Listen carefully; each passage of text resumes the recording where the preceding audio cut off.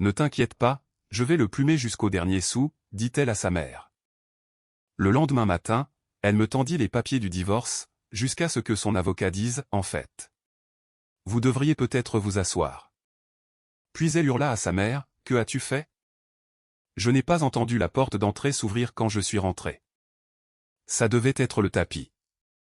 Ou peut-être que j'étais trop concentré sur les sacs de course qui me cisaillaient les doigts. La maison sentait faiblement son parfum et la plus infime trace de vin. Mais c'est le son de sa voix qui m'a glacé. J'étais à mi-chemin de la cuisine quand je l'ai entendu dans le salon, le téléphone collé à l'oreille, riant de cette manière suffisante et traînante qu'elle avait toujours lorsqu'elle parlait à sa mère de choses sérieuses. « Ne t'inquiète pas, je vais le plumer jusqu'au dernier sou, dit-elle, son ton dégoulinant de satisfaction, comme si elle venait de commander le dessert avant même que l'addition n'arrive. Il y eut une pause, puis le petit rire de sa mère, chaleureux et approbateur, flotta faiblement dans l'air. Bonne fille. Inutile de le laisser partir avec quoi que ce soit qui en vaille la peine. Je me suis arrêté net, les sacs en plastique me mordant les paumes. Une des poignées a cédé, une brique de lait s'écrasant avec un bruit sourd sur le tapis. Aucune d'elles n'a entendu. J'ai reculé doucement dans le couloir, dans cet angle mort où je savais que le reflet de la télévision ne pouvait pas m'atteindre. Mon cœur battait la chamade, mais pas de panique. C'était quelque chose de plus lent, de plus lourd, qui s'installait comme de l'acier froid dans mes entrailles. Ma première pensée n'a pas été le déni. Ce n'était même pas de la peine. C'était intéressant. Intéressant qu'elle soit si confiante, si absolument certaine de me manipuler comme une machine à sous bas de gamme. J'ai doucement posé les sacs sur le sol, en veillant à ne pas trop faire de bruit avec le papier, et je me suis permis d'écouter un peu plus longtemps. Elle parlait de moi comme si j'étais déjà un fantôme, une figure vaincue sur laquelle elle pouvait se jeter. Il va probablement se plaindre pour l'argent, mais j'ai tout prévu, dit-elle. Le temps qu'il comprenne ce qui se passe, tout sera fini. Il n'aura même plus une chaise sur laquelle s'asseoir. Sa mère fredonna comme si elle approuvait une recette bien ficelée. Mieux vaut tout prendre d'un coup, ma chérie. Ne lui laisse pas le temps de réfléchir. Je n'ai pas attendu pour entendre le reste.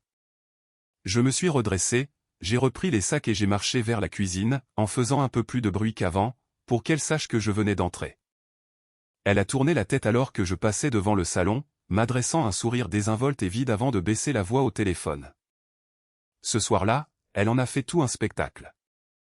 Nous étions à la table de la salle à manger, elle dans sa robe de soie, un verre de vin rouge à la main, les papiers du divorce soigneusement posés devant elle comme une pièce maîtresse.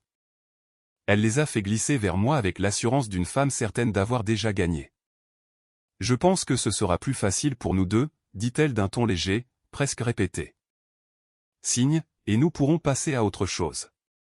Pas de drame. » J'ai baissé les yeux sur les papiers, puis je les regardais. Elle s'attendait à une dispute, peut-être à de la colère, à une tentative désespérée de négocier. Mais j'ai juste pris le stylo, signé là où elle l'avait indiqué, et les ai repoussés de l'autre côté de la table. « C'est tout ?» demanda-t-elle, un sourcil levé de surprise. « C'est tout, dis-je, ma voix stable, presque ennuyée. » Elle eut un sourire narquois, se penchant en arrière. « Au moins, tu es assez intelligent pour ne pas faire traîner les choses. » Je lui ai rendu un petit sourire presque poli, puis je me suis excusé pour monter les courses. J'ai laissé le vin et les papiers derrière moi comme s'il ne s'agissait que de recyclage.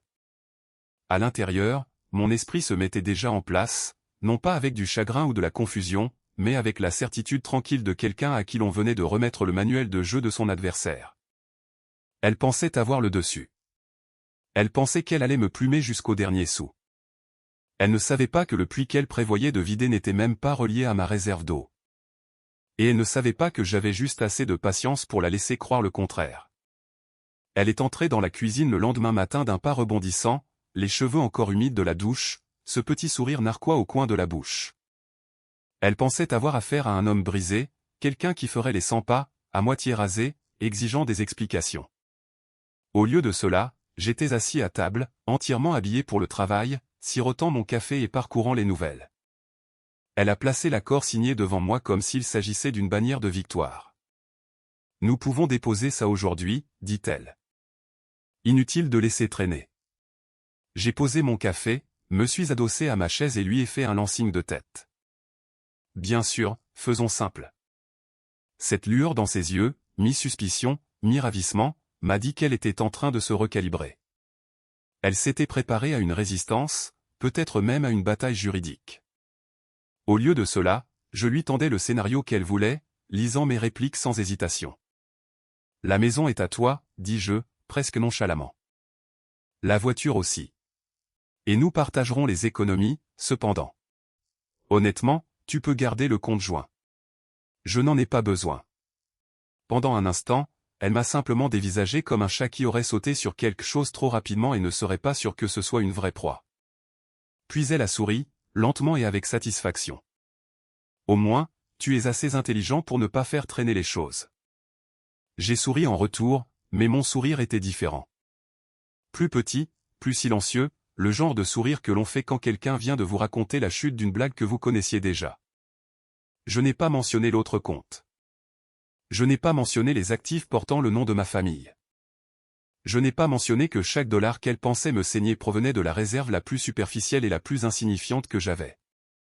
Il y a une différence entre perdre et jeter. Elle pensait m'avoir dépouillé. En vérité, je lui donnais des restes. Nous sommes allés ensemble chez le notaire plus tard dans la journée. En chemin, elle a parlé de la façon dont elle allait redécorer la maison. Quelque chose de plus moderne, tu sais, une page blanche. J'ai hoché la tête comme un homme trop fatigué pour s'en soucier. À l'intérieur, j'imaginais les actes de propriété, les documents du trust, le langage sur lequel mon père avait insisté en les rédigeant. Les droits des bénéficiaires non transférables prennent fin en cas de séparation conjugale. Elle n'avait jamais mis les pieds dans le bureau du trust. Elle ne savait même pas qu'il existait. La maison, la voiture, les comptes dont elle était si excitée, n'étaient que des miettes. Mes vrais actifs se trouvaient derrière un mur devant lequel elle ne savait même pas qu'elle se tenait. Quand nous avons déposé les papiers, elle est pratiquement sortie du bureau en sautillant, sa main posée sur mon bras. Pour le greffier, nous ressemblions probablement à un couple amical se séparant. Elle n'a pas remarqué la façon dont j'ai jeté un coup d'œil à l'horloge, comptant à rebours dans ma tête. Chaque sourire qu'elle m'adressait était du carburant. Chaque regard satisfait était la preuve qu'elle pensait que le jeu était déjà terminé. Je l'ai laissé continuer à le penser, car la façon la plus simple de gagner contre quelqu'un qui est certain de la victoire est de le laisser courir droit vers la falaise tout en saluant la foule. Le lendemain du dépôt, elle a dit à ses amis assez fort pour que je l'entende depuis le couloir que j'allais vivre dans la misère dans un petit appartement exigu près de la zone industrielle. Je ne l'ai pas corrigé. Laissez-la s'imaginer luttant contre les cafards et les ampoules vacillantes pendant qu'elle paradait dans sa maison. Au lieu de prendre l'autoroute qui aurait mené au quartier de la ville qu'elle imaginait, j'ai conduit vers le centre-ville. La silhouette des gratte-ciel scintillait dans la lumière du matin, le verre et l'acier captant le soleil comme des lames polies. Je me suis garé sous un gratte-ciel dont le nom gravé dans la pierre au-dessus des portes avait été le mien bien avant qu'elle puisse même le prononcer. Carroway, l'immeuble de mon père, son héritage. Le hall en marbre était silencieux, l'air frais et légèrement parfumé aux produits à polir au citron. La réceptionniste n'a pas eu besoin de mon nom. Elle s'est levée dès que je suis entré, sa voix chaleureuse mais respectueuse. « Bonjour, monsieur Carroway. L'avocat vous attend. » À l'étage, les bureaux du trust s'étendaient, vastes et délibérés. Le genre d'espace qui vous faisait vous sentir petit si vous n'y aviez pas votre place. Pour moi, c'était comme entrer dans une pièce verrouillée dont j'avais porté la clé toute ma vie. L'avocat, cheveux argentés, regard perçant, s'est levé de son bureau avec un sourire qui portait à la fois sympathie et approbation. « Je comprends que vous êtes prêt à procéder, dit-il. » J'ai pris le fauteuil en cuir en face de lui, posant mes mains sur le bois poli. Activer le transfert d'héritage. Ma voix était égale, sans cérémonie.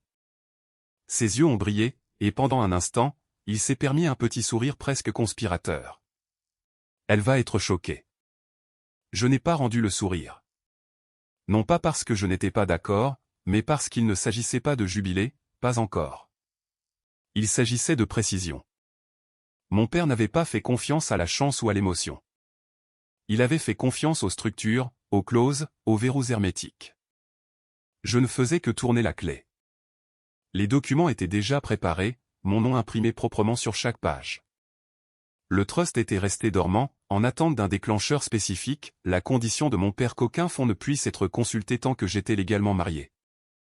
Une clause qu'il avait ajoutée après avoir vu un trop grand nombre d'hommes de notre famille tout perdre à cause d'enchevêtrements romantiques. J'ai signé chaque page avec soin, sans me presser, chaque coup de stylo un acte silencieux de réclamation. Pas de fioritures dramatiques, juste de l'encre sur du papier. Quand la dernière signature a été apposée, l'avocat a placé une lourde enveloppe devant moi. Document confirmant votre statut de bénéficiaire unique avec effet immédiat. Ceci, dit-il en tapotant le dossier, est intouchable. Une entité distincte, des comptes distincts, des avoirs distincts. Elle pourrait passer le reste de sa vie au tribunal et ne jamais toucher un centime. J'ai glissé l'enveloppe dans ma mallette, son poids plus symbolique que physique. Ce n'était pas seulement de l'argent. C'était chaque heure que mon père avait travaillé, chaque risque calculé qu'il avait pris, chaque principe qu'il m'avait inculqué sur la prévoyance et le contrôle. Pendant qu'elle sirotait des lattes et parcourait des catalogues de meubles, imaginant ma réduction de train de vie, j'étais assis au cœur d'une forteresse dont elle ne soupçonnait même pas l'existence. Chaque brique de celle-ci avait été construite bien avant qu'elle n'entre dans ma vie, et chaque brique était maintenant mienne, et à moi seul. Quand j'ai quitté l'immeuble, le soleil était plus haut, les rues plus animées. Je suis passé devant un café et j'ai aperçu un couple riant pendant leur petit déjeuner. Elle et moi ressemblions à ça avant que je ne réalise qu'à ses yeux, j'avais toujours été une cible, pas un partenaire. Je suis monté dans ma voiture, j'ai ajusté le rétroviseur et j'ai conduit vers mon logement temporaire. Pas un appartement, pas une boîte à chaussures en ruine, juste un loft tranquille avec vue sur la rivière, loué au nom du trust, un endroit où elle ne penserait jamais à chercher, parce que dans son esprit, mon monde était déjà petit. Elle ne savait pas qu'en réalité, il venait de s'étendre hors de sa portée pour toujours. Elle a choisi le restaurant, naturellement, un endroit branché du centre-ville avec un éclairage tamisé et des menus imprimés sur du papier recyclé qui semblait avoir été sauvé d'un naufrage. Je suis arrivé en avance et j'ai pris une place d'où je pouvais voir la porte. Elle est arrivée avec 10 minutes de retard, vêtue d'une robe ajustée qui disait qu'elle voulait être remarquée. Bijoux en or, rouge à lèvres parfaitement appliqué, cheveux avec ce volume délibéré, je sors tout juste du salon. Elle a souri comme la gagnante d'une photo finish. J'ai pensé que nous devrions célébrer le fait d'être civilisés, dit-elle en s'asseyant, faisant glisser son téléphone sur la table, écran vers le haut pour pouvoir le voir s'allumer. Une performance. Elle attendait déjà des textos de félicitations d'amis qui pensaient qu'elle avait réussi le divorce du siècle. J'étais en simple chemise, manches retroussées une fois, sans cravate, sans montre digne d'intérêt. J'avais l'air d'un homme en transition, ce qui est exactement ce que je voulais qu'elle voie. Le serveur a apporté de l'eau, des menus, un sourire qui s'est attardé sur elle juste assez longtemps pour qu'elle s'en délecte. Elle a commandé un cocktail cher sans regarder le prix. Je suis resté au whisky. Sec. Ça ne prendra pas longtemps, dit-elle après une gorgée. Juste quelques détails à finaliser. Une fois que nous aurons réglé le chèque de règlement, nous pourrons déposer la demande au tribunal.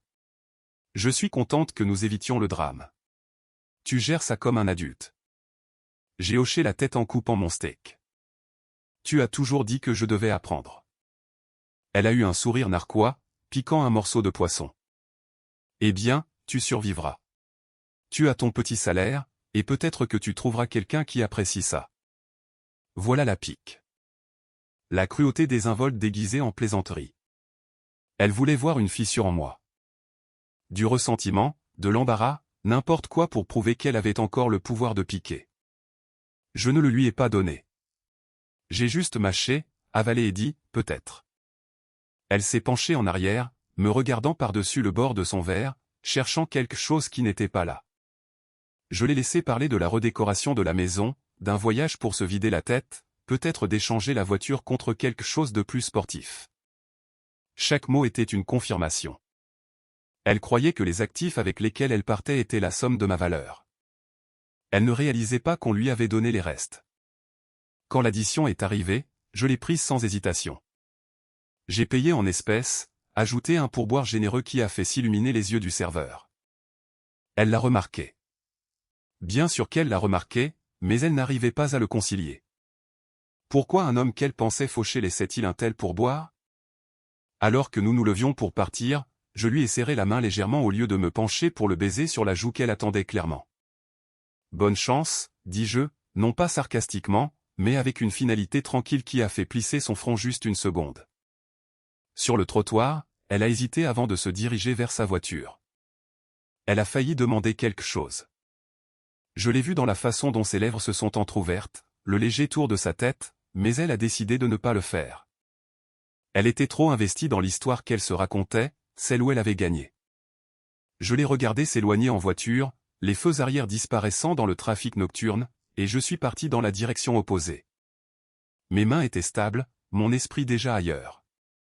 Elle pensait que le dîner servait à régler les derniers détails. Je savais que ce n'était qu'une autre scène dans une pièce qu'elle ne réalisait pas que j'avais déjà réécrite. Le matin s'est levé avec cette immobilité fraîche qui précède le moment où le monde décide s'il va être gentil ou cruel. Je venais de finir de beurrer mes toasts, la bouilloire sifflant encore faiblement sur la cuisinière, quand mon téléphone a vibré sur le comptoir. Pas un numéro que je reconnaissais, mais je n'avais pas besoin de répondre pour savoir de quel côté de l'échiquier venait l'appel. Je l'ai ignoré. De l'autre côté de la ville, elle était probablement encore au lit quand son avocat a appelé. Il n'a pas mâché ses mots.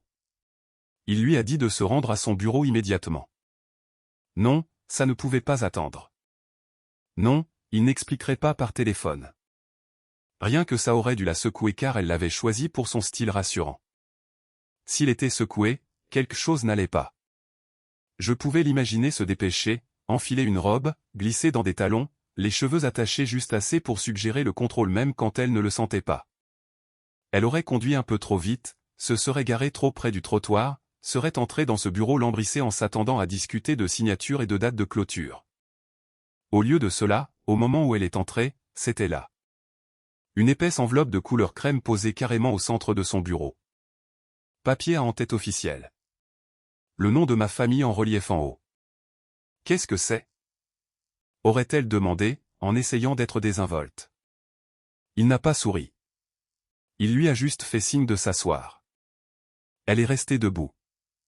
Lisez, dit-il en la faisant glisser vers elle. À l'intérieur se trouvait un avis formel du Carraway Family Trust émis par notre avocat.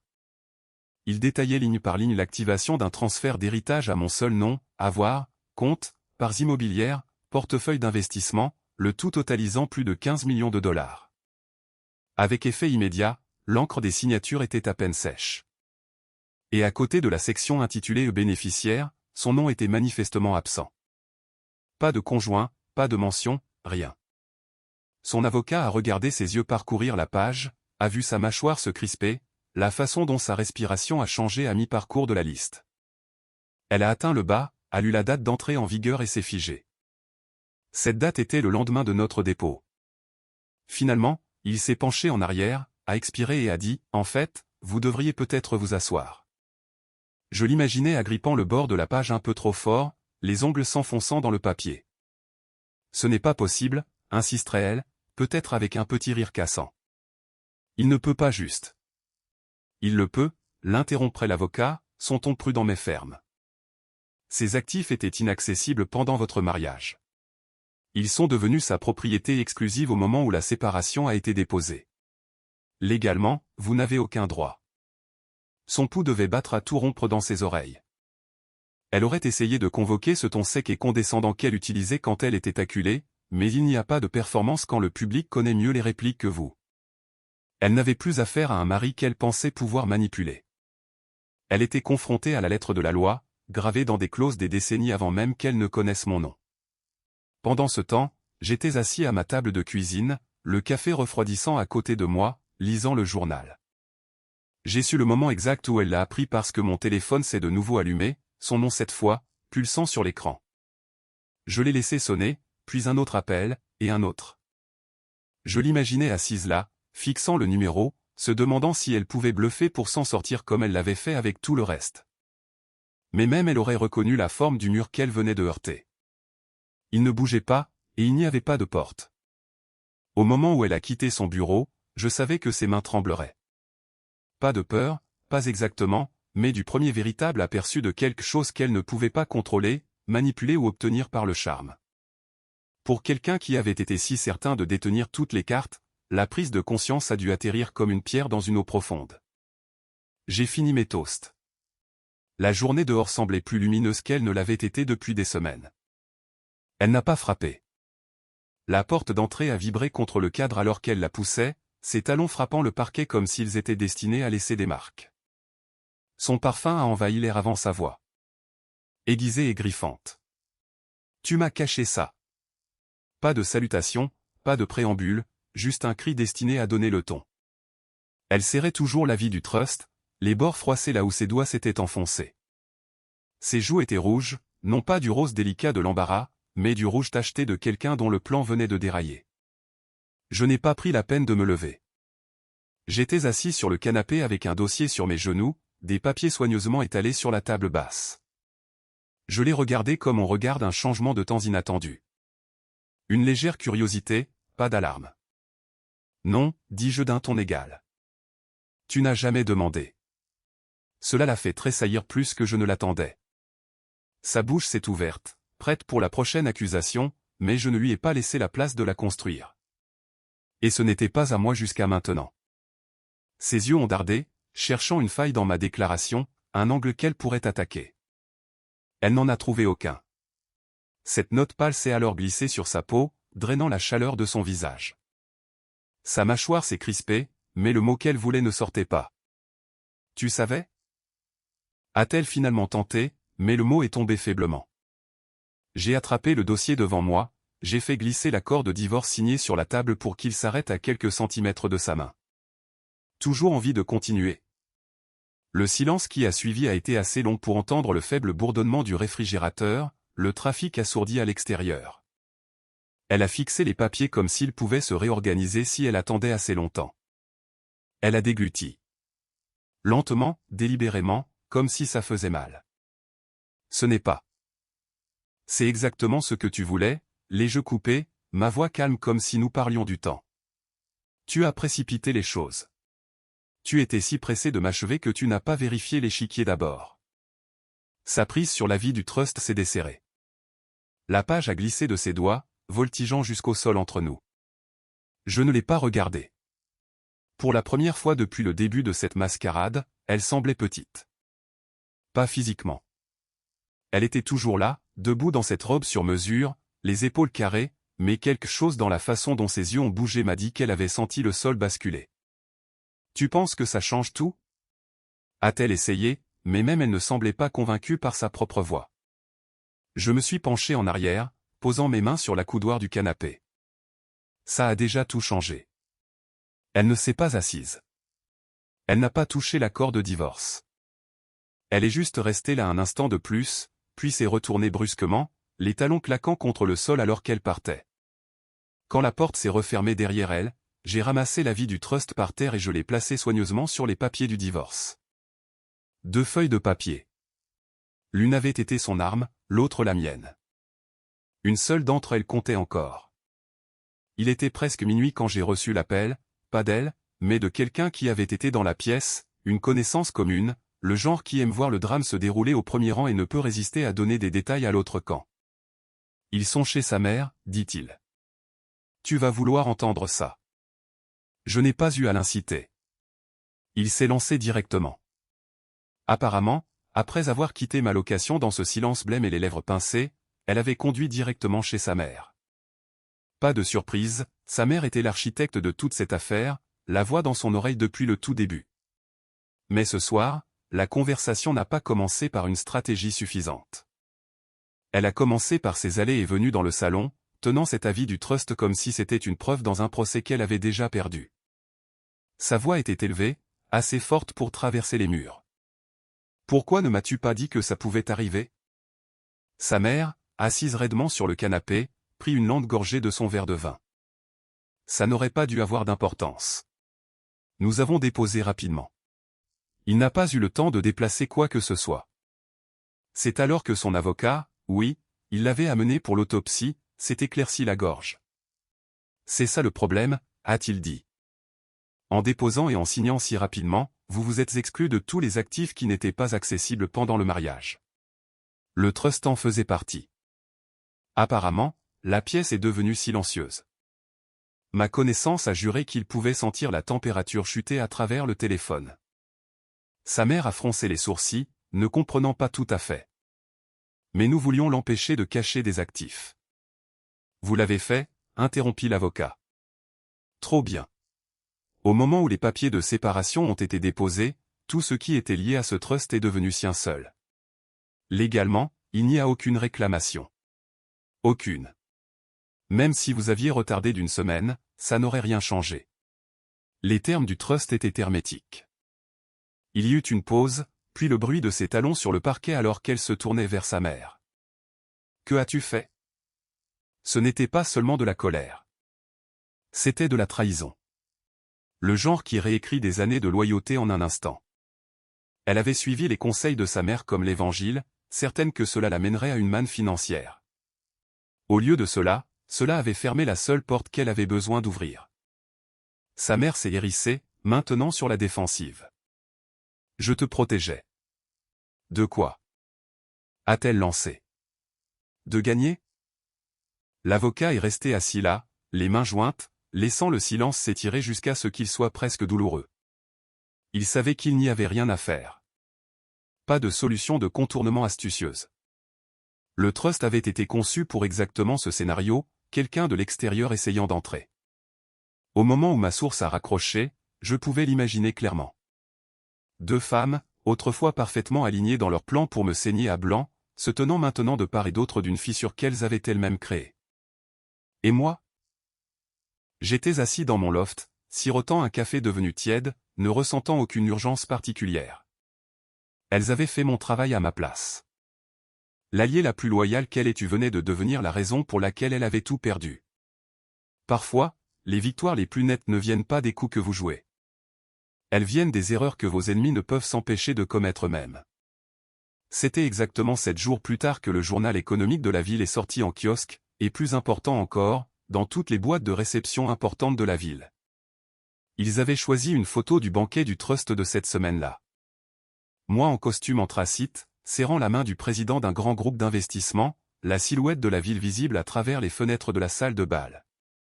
Ce n'était pas mis en scène pour le drame, mais l'image avait du poids. Le genre de photo que les gens découpent et épinglent sur des tableaux d'affichage dans des bureaux où ils n'admettront jamais qu'ils aimeraient travailler. Le titre l'a rendu encore meilleur. Nouveau bénéficiaire unique du Carraway Family Trust.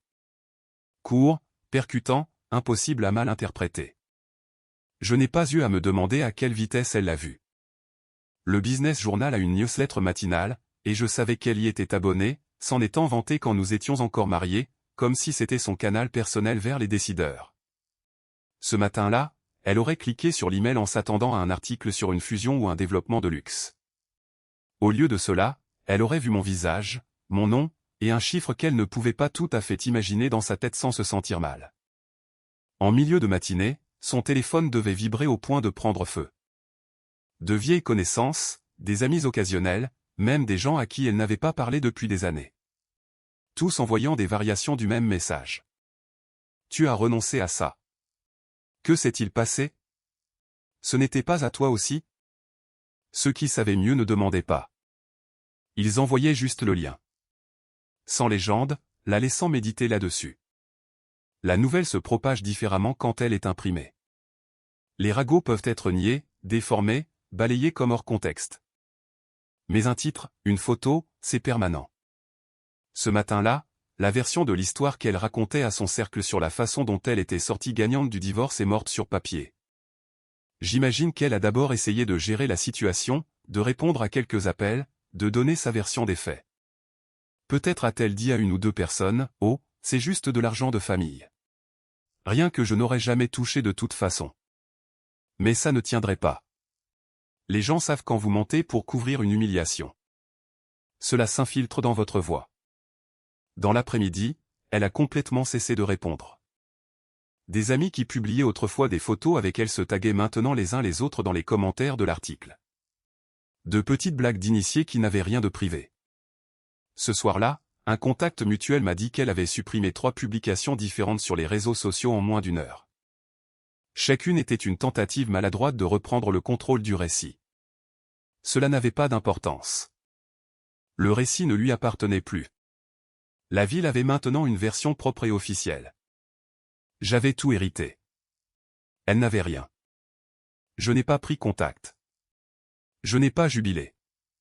L'intérêt de laisser l'humiliation faire son travail est de rester silencieux pendant qu'elle circule.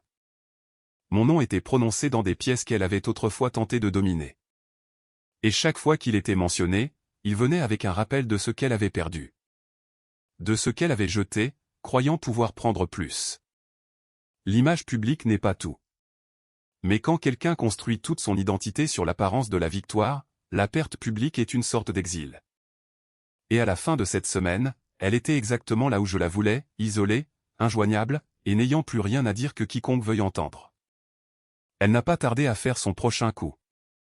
L'humiliation dans son monde n'était tolérable que si elle pouvait être suivie d'une histoire de retour en force, et cette fois, elle pensait que les tribunaux l'écriraient pour elle. Elle a appelé son avocat le matin après la parution du titre du Business Journal, et l'après-midi même, une requête officielle avait été déposée pour rouvrir le dossier de divorce. L'argument était prévisible, patrimoine dissimulé. Elle affirmait que j'avais délibérément caché l'existence du trust, qu'il aurait dû être considéré comme un bien matrimonial, qu'elle avait été trompée pour accepter un règlement. C'était un coup de poker désespéré, mais le désespoir fait oublier à quel point les murs sont hermétiques autour de certaines forteresses. Je n'ai même pas eu à lever le petit doigt. Les avocats du trust, des gens qui travaillaient avec la succession de mon père depuis plus longtemps qu'elle n'était adulte, ont traité l'affaire comme on écrase une mouche. La réponse est arrivée sur le bureau de son avocat en quelques heures. Les fonds étaient inaccessibles jusqu'à ce que la séparation légale soit déposée. Selon les termes du Carraway Family Trust, aucune réclamation matrimoniale n'existe sur les actifs activés après la séparation. Toute affirmation contraire est sans fondement juridique. C'était le genre de langage qui ne se contente pas de fermer une porte, il la mure. Je n'étais pas dans la pièce quand son avocat le lui a lu à haute voix, mais quelqu'un qui y était m'a dit que l'air semblait se vider d'elle. Elle est restée assise, parfaitement immobile, tandis qu'il se penchait en arrière dans son fauteuil, ses lunettes pendant d'une main. « Il n'y a plus rien à faire » a-t-il dit. « Pas de nous pourrions essayer autre chose. » Pas de peut-être qu'il y a un appel, juste cette phrase plate et finale. Et il le pensait. Elle n'a pas crié. Elle n'a pas argumenté. Ses épaules se sont juste affaissées. Un petit mouvement involontaire, mais qui en disait plus que n'importe quelle crise de colère n'aurait pu le faire. À ce moment-là, elle a compris non seulement qu'elle avait perdu, mais que la perte était permanente. De par sa propre conception, elle avait précipité le processus, renoncé à son seul levier, et était passée tout droit devant la porte verrouillée qui contenait tout ce qu'elle voulait. Maintenant, elle était du mauvais côté, face à la pierre et à l'acier, sans clé en vue. Elle a quitté son bureau discrètement, et pour une fois, il n'y a pas eu d'appel téléphonique de sa part par la suite. Pas de texto, pas de tentative de regagner une quelconque supériorité morale. Le combat qu'elle pensait avoir avait disparu. Plus tard dans la soirée, je me suis versé un verre et je me suis assis près de la fenêtre de mon loft, regardant la rivière. Les lumières de la ville scintillaient sur l'eau, et quelque part de l'autre côté de la ville, elle était probablement assise dans cette grande maison qu'elle pensait avoir gagnée. Réalisant que ce n'était plus que des murs et des meubles maintenant, pas de trust, pas de future réclamation, pas d'histoire à raconter qui ne se termine pas par sa propre erreur. Ce n'était pas une vengeance au sens traditionnel du terme. Pas de dispute à grands cris, pas de drame judiciaire, juste la certitude tranquille que le jeu était terminé. Et c'était elle qui s'était mise elle-même échec et mat. Le banquet s'est tenu dans la même salle de bal que mon père avait utilisée pendant des décennies. Plafond voûté, lustre en cristal, une vue sur la ligne d'horizon qui semblait presque mise en scène. L'air était lourd de l'odeur du bois poli et du vin cher, le genre d'atmosphère où chaque poignée de main ressemblait à une transaction et où chaque sourire cachait un calcul. J'ai pris ma place à la table d'honneur, non par ego, mais parce que c'était mon nom sur le trust maintenant. La soirée s'est déroulée au rythme habituel, présentation, applaudissements pour les contributions caritatives, conversations murmurées sur les marchés et les fusions. J'ai hoché la tête quand il le fallait, serré des mains quand on s'y attendait, tout en sentant le poids de la fiche de mon discours dans la poche de ma veste. Quand le président m'a présenté, je me suis levé sans cérémonie, marchant vers le podium avec le même calme que j'avais eu la nuit où elle avait fait glisser ses papiers de divorce sur la table. Je pouvais sentir une centaine de pères d'yeux sur moi. Certains curieux, d'autres calculant ce que ma nouvelle position signifiait pour eux. Je n'ai pas lu ma fiche. Au lieu de cela, j'ai posé légèrement mes mains sur le podium et j'ai regardé la salle. La vraie richesse, ai-je commencé, n'est pas seulement ce dont on hérite. C'est de savoir avec qui on ne devrait jamais la partager. Une onde a parcouru la salle.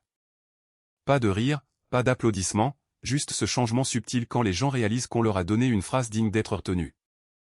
J'ai laissé les mots flotter là, croisant quelques regards, laissant chaque personne décider par elle-même ce que je voulais dire. Puis j'ai levé mon verre, un léger sourire se dessinant au coin de ma bouche. À l'avenir. Le toast a été accueilli par de chaleureux applaudissements, mais mon esprit n'était pas au verre qui s'entrechoquait ou au hochement de tête approbateur. Il était ailleurs, de l'autre côté de la ville, dans une cuisine faiblement éclairée où je savais qu'elle serait seule. Je pouvais l'imaginer clairement, elle dans cette robe de soie qu'elle portait quand elle voulait se sentir en contrôle, maintenant froissée, la maison autour d'elle silencieuse d'une manière qui ressemblait moins à la paix qu'à l'absence. Une bouteille de vin à moitié vide sur le comptoir, un seul verre devant elle. Peut-être qu'elle avait vu le banquet sur les réseaux sociaux, une photo taguée de moi avec les autres fiduciaires, ou peut-être qu'elle avait choisi de l'éviter complètement, sachant que ça ferait mal. Mais de toute façon, elle entendrait mes mots un jour ou l'autre. La ville avait une façon de répéter les choses qui valaient la peine d'être répétées. Et quand elle le ferait, ils atterriraient différemment de ce qu'ils avaient fait pour les gens dans cette salle. Pour eux, c'était une phrase sur la prudence et l'héritage. Pour elle, ce serait un miroir, lui montrant le moment où elle avait tout misé sur l'arrogance éperdue. L'écho de ses propres mots, je vais le plumer jusqu'au dernier sou, serait assourdissant dans cette cuisine vide. Je n'avais pas besoin qu'elle voie mon visage ou entende ma voix en personne. Le mal était fait. Les murs étaient scellés. Et la clé avait été fondue bien avant qu'elle ne sache qu'elle en avait besoin. Elle n'avait pas seulement échoué à prendre ce qu'elle voulait. Elle avait construit la barrière qui la tenait à l'écart. De retour dans la salle de bal, je suis retourné à ma place. Le murmure de la conversation reprenant autour de moi. Des marchés étaient en discussion, des futurs planifiés, des alliances formées. Mon verre a été rempli à nouveau et j'ai pris une lente gorgée, laissant la chaleur s'installer. De l'autre côté de la ville, elle fixait le vide, un verre de vin à la main, rejouant chaque choix qu'il avait mené à ce moment. Et la partie la plus satisfaisante n'était pas que je l'avais battue. C'était qu'elle s'était battue elle-même, et qu'il n'y avait pas de retour en arrière possible.